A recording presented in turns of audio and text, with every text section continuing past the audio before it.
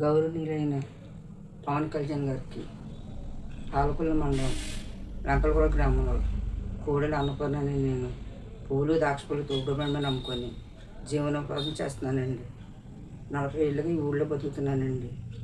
నా కుటుంబం ఎవరైనా సరిగ్గా చూడటం లేదండి. నాకు ఒక పాప పుట్టిందండి. మా ఆయన వదిలేసి వెళ్ళిపోయాడండి.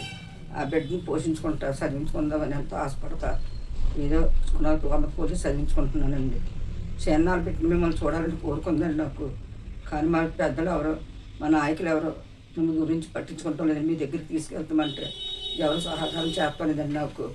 నా పరిస్థితి అసలు బాగాలేదండి. నా వయసు అయిపోయిందండి. నా బిడ్డకి ఏ దారి లేదండి.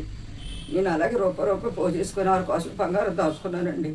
అది ఇంట్లో దొంగలు పడి దుబ్బేచండి. మా పక్క కొట్టు నుంచి ఇంకో కొట్టు ఉందన్న కొట్టుడే దుబ్బేచాడండి. గతంలో కూడా అలాగే నన్ను బెదిరించి 15,000 దుబ్బాడండి నా దగ్గర. నిన్ను అసలు చాలా దారుణంగా చేస్తున్నాడండి. నాకు వెనకాల అడిగే వాళ్ళు ఎవరు లేరని. పెద్దలకి ఎవరికైనా చెప్పుకొని ఎవరైనా నాకు సహాయం చేస్తలేదండి. నా బాధ అర్థం చేసుకొని నా గురించి మీరు కొంత ఆలోచించి మీ దగ్గరికి రావాలని మిమ్మల్ని చూడాలని శ్రీకాల కోరికండి. నా కోరిక మన్నించి నన్ను మీ దగ్గరికి తీసుకెళ్తారని పెద్దలు చాలామందిని అడుగుతున్నానండి. ఎవరు సహకారం చేస్తారండి. నేను ఇంటి బతికి పొజిషన్లో లేనండి. నేను పోలీసులు కూడా నేను ఇన్ఫార్మ్ చేసి నేను కేసు పెడితే నన్ను అసలు పట్టించుకుంటాం లేదండి.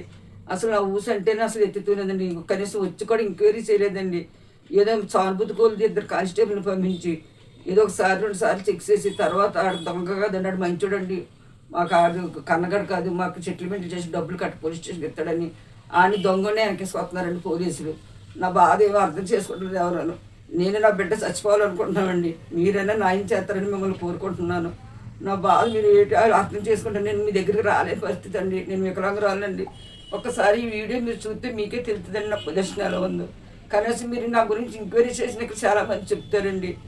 ఒక్కసారి నేను దయించి నేను మీ తోబుట్టుగా